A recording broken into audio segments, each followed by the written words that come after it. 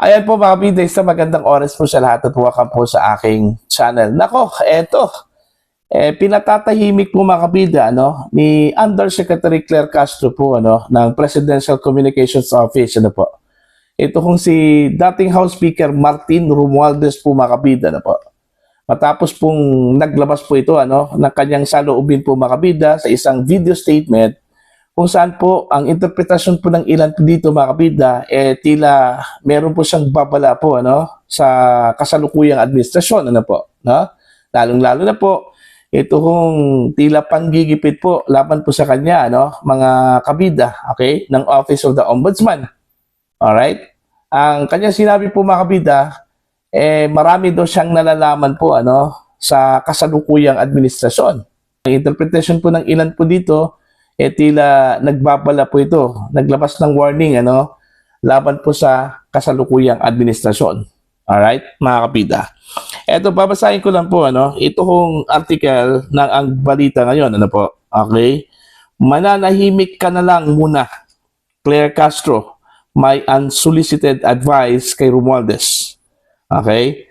Nagbigay ng payo si Palace Press Officer Claire Castro kaugnay ng patuloy na pag-iingay ng issue laban kay dating House Speaker Martin Romualdez, lalo na matapos ang sunod-sunod nitong pahayag sa publiko hinggil sa mga aligasyon ng korupsyon, mga kabida.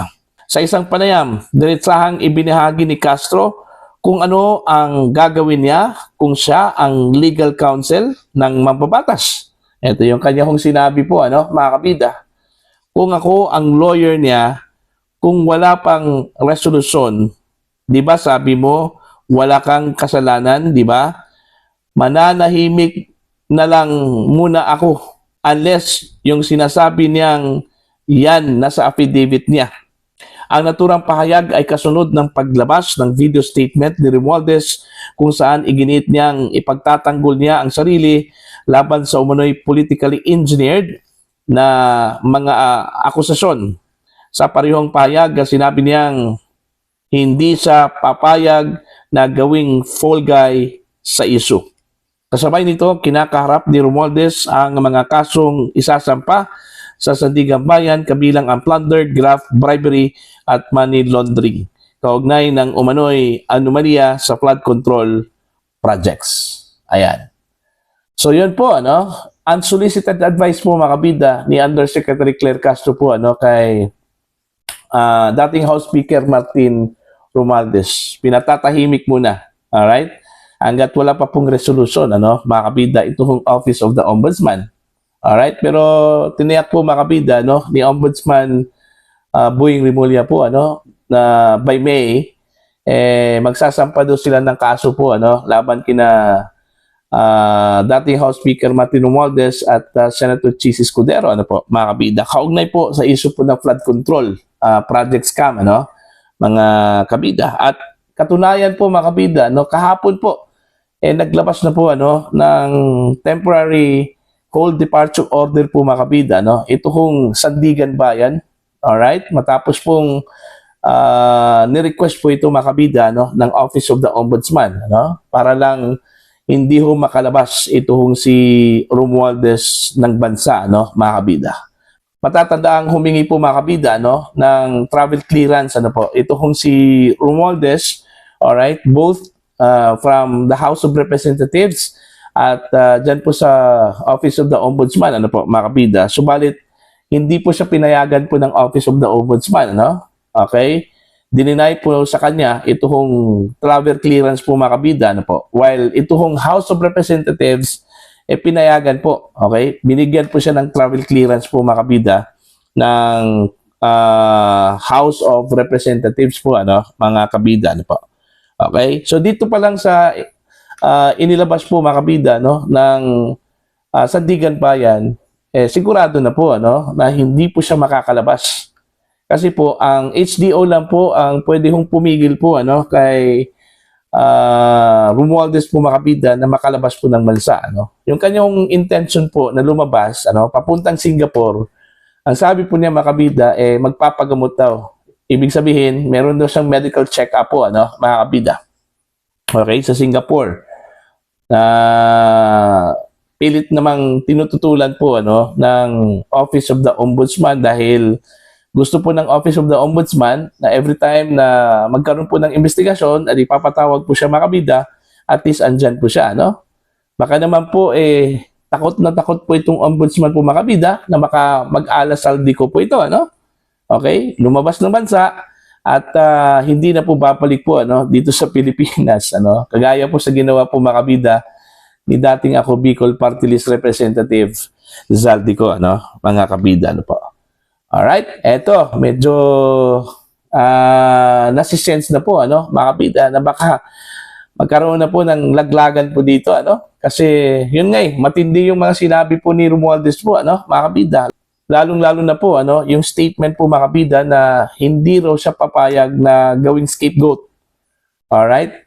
At kung siya po ay ipupush out po mga kabida, alright, hindi daw siya mananahimik.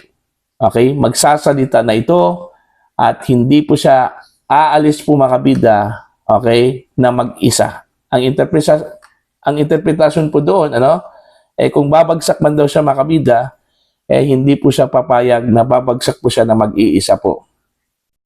Kung babagsak man po siya mga kabida, no, hindi po siya papayag na babagsak ng mag-isa, ano po, mga kabida. So, posibleng meron po siyang idadamay, meron po siyang sasabihin, ano, meron pong ibubulgar, mga kabida, dahil, yun nga, yung sinabi po niya na marami daw siyang nalalaman sa kasalukuyang administrasyon, which is very intriguing po, ano, mga kabida. Anong ibig sabihin kaya, ano, ni Romualdez doon? Okay? Anong ibig sabihin po ni Romualdez doon? Kasi, unang-una po, ano, kung pag-aralan lang po natin yung kanyang statement, ano, mga kabida. Meron po ako nakitang video, ano, mga kabida, mula kay Attorney Harold Despicio po, ano. Meron po siyang binanggit po, ano, na mga personalidad kung saan po sinabi daw ni dating House Speaker Martin Romualdez, kaya nangyari itong corruption, itong mga personalidad na ito, ano, ang posibleng may pakana po, ano, mga kabida. Okay, binanggit po niya yung pangalan po mga kabida, no, ni dating ako Bicol Party List Representative Zaldico at saka ito hong si dating Senate President Chis Escudero. Since ang corruption po ay naganap daw mga kabida mula sa decision makings, ano, diyan po sa legislatura po at maging ito hong implementasyon daw ng mga projects, okay, sa ilalim po ng ehekutibo. Although hindi po niya pinangalanan po mga kabida, pero malinaw po, ano, na ang pinatutungkulan po niya dito, since binanggit po niya yung executive, sino naman po yung hari po ng executive branch, di ba, si Pangulong Ferdinand Bongbong Marcos? Alright, mga kabida? Kaya yun, kinoconnect po mga kabida ng ilan po sa mga kritiko, ano, yung kanyang sinabi, patungkol doon sa marami po siyang nalalaman, mga kabida, dahil sa pagbanggit po niya ng executive po mga kabida, no, na siyang isa po sa mga dahilan po, ano, kung bakit meron pong ganitong usapin, ano, issue po ng corruption, ano, sa flood control projects mga kabida, at maging dito ho sa national budget po, ano. Ito, pakinggan muna natin ito hong vlog po, ano, ito hong sinabi po mga kabida ni Attorney Harold Despicio. Narito po. Nagsalita na po si Romualdez, hindi niya tinatanggi yung pagnanakaw na nangyari sa ating gobyerno, pero ang itinuturo niyang may kasalanan ay si BBM, si Zaldico at si Chis Escudero. The real corruption does not happen at the level of the general legislative approval alone.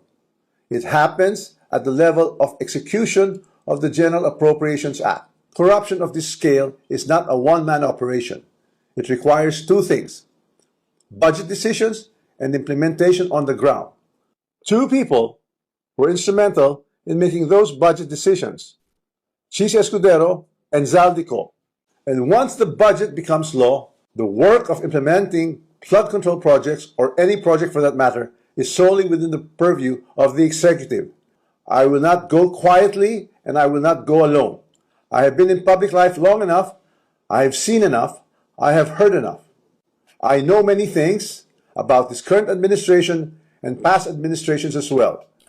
Ayun, malinaw po, ano, mga kabida, binanggit po niya tatlong mga pangalan po na may pakana daw mga kabida sa issue po ng corruption po, ano, mga kabida. Ito kong si Senator Chis Escudero, dating ako Bicol Party List Representative Zaldico, at si Pangulong Ferdinand Bongbong Marcos, mga kabida. Ano po. Alright? So, para po sa inyo, ano po ang inyong opinion at pananaw po dito ho sa tila pinatatahimik po ni Undersecretary Claire Castro po, mga kabida. Ito kung si dating House Speaker Martin Romualdez. Tapos pong nagbabala po ito, mga kabida, na meron po siyang maraming nalalaman po sa kasalukuyang administrasyon, mga kabida. Okay? Ito po ay bilang unsolicited advice po, mga kabida, ni Jose Claire, kung siya po sakali ang abogado po, mga kabida, ni Martin Romualdez. Please comment down. Sa mga hindi pa po subscriber po sa akin channel, please subscribe. Just click the subscribe button, click the notification bell, click all para updated po kayo, mga kabida, sa aking mga uploads. Maraming salamat po sa inyo lahat.